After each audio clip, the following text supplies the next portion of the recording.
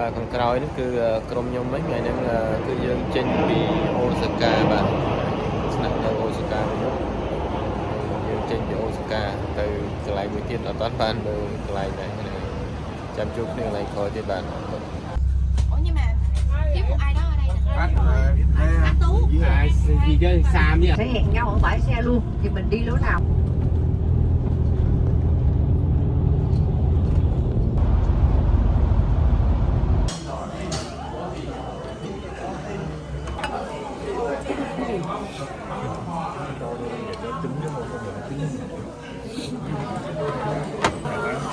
Nó phép một ít dầu ấy anh.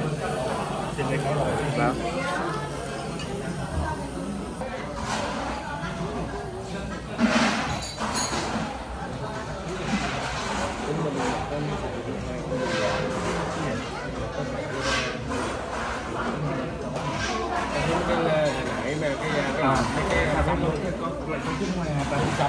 Đúng rồi.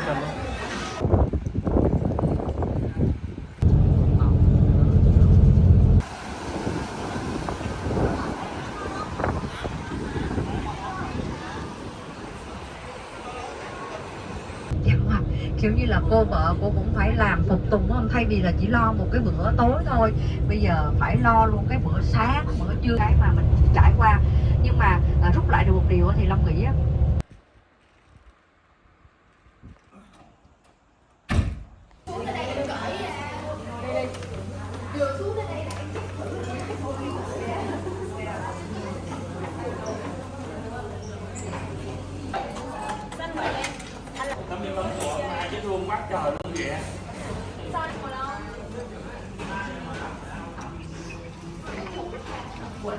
Chứ vợ 2 phòng anh, vợ 2 phòng.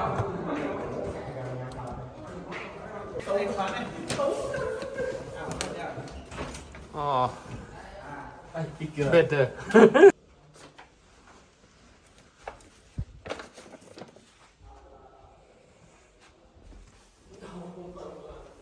Vừa ấy vừa đại ai biết.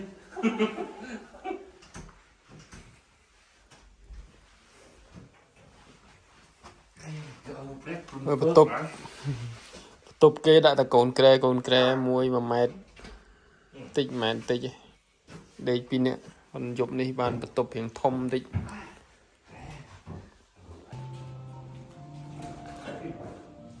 ដល់ម៉ោងអូសិនបាទពាក់អាវហើយនោះនេះថតនៅហ្នឹងអត់ទៅកន្លែងមួយទឹកគេទេ Không phải cái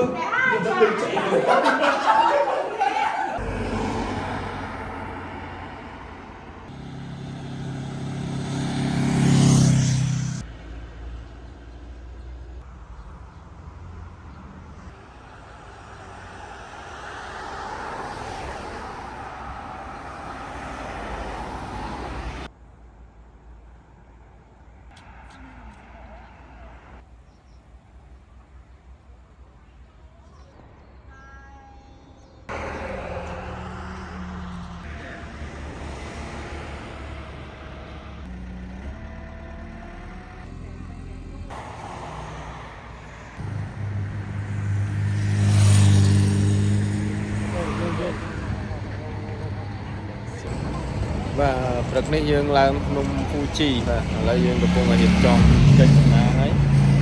បន្ទាប់ពីស្រស់ស្រូបអាហារពេលព្រឹករួចបាទអញ្ចឹងថ្ងៃនេះយើងចេញពីនោះហូតែលគឺ Sun Plaza Hotel យើង check out ហើយយើង